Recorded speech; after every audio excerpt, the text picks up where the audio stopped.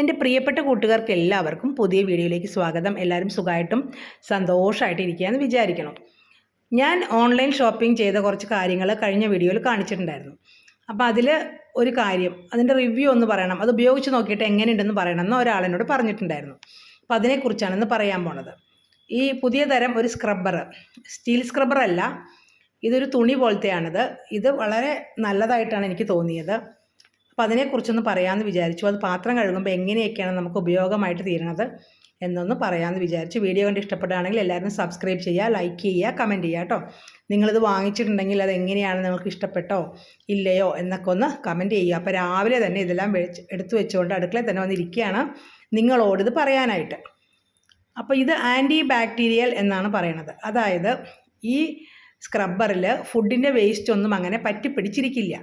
അതാണ് അതിൻ്റെ ഏറ്റവും വലിയ പ്രത്യേകത. കൂടാതെ ഇത് നമുക്ക് സ്പോഞ്ച് വെച്ച് നമ്മൾ പാത്രം കഴുകുമ്പോൾ നല്ല പതഞ്ഞ് വരില്ലേ, അതുപോലെ നല്ല പതയായിട്ട് വരും. പിന്നെ അത് മാത്രമല്ല, ഇതിന് വിലക്കുറവാണ്. ഫ്ലിപ്കാർട്ടിൽ 88 രൂപ, അത് എത്ര 5 എണ്ണത്തിനാന്ന് തോന്നുന്നു. മീഷോയിൽ 104 രൂപ 10 എണ്ണത്തിന്. അപ്പം മീഷോയിലാണ് കൂടുതൽ ലാഭം. പല ടൈപ്പ് ഉണ്ട്, 2 ലെയറുള്ളതൊക്കെ ഉണ്ട് കേട്ടോ. അപ്പോൾ കുറച്ച് വില കൂടും. ഇത് ഞാൻ കഴുകിയതിന് ശേഷം പാത്രം കാണിക്കാം. നല്ല ക്ലീൻ ആയിട്ടുണ്ട്, നല്ല ഭംഗിയായിട്ടുണ്ട്. പിന്നെ കരിഞ്ഞ് വല്ലാണ്ട് പിടിച്ച സ്ഥലങ്ങളൊക്കെ പാത്രങ്ങളൊക്കെ ആണെങ്കിൽ നമ്മൾ സ്റ്റീൽ സ്ക്രബ്ബർ കൊണ്ട് തന്നെ ഉരച്ച് കഴുകേണ്ടി വരും. ഇത് വെച്ച് അത്രയ്ക്ക് അങ്ങോട്ട് പോവില്ല. എന്നാലും എനിക്ക് നല്ല, നമ്മൾ സ്കോച്ച് ബ്രൈറ്റിൻ്റെയൊക്കെ നേരത്തെ വാങ്ങിക്കുന്ന സ്ക്രബ്ബറിനേക്കാളും ഇഷ്ടപ്പെട്ടു. അതിലും സ്റ്റീൽ സ്ക്രബ്ബറിലും ഒക്കെ നമ്മുടെ ഫുഡിൻ്റെ വേസ്റ്റ് അടിഞ്ഞിരുന്ന് ബാക്ടീരിയ വളരാനായിട്ട് വളരെയധികം സാധ്യതയുള്ളൊരു കാര്യമാണ്.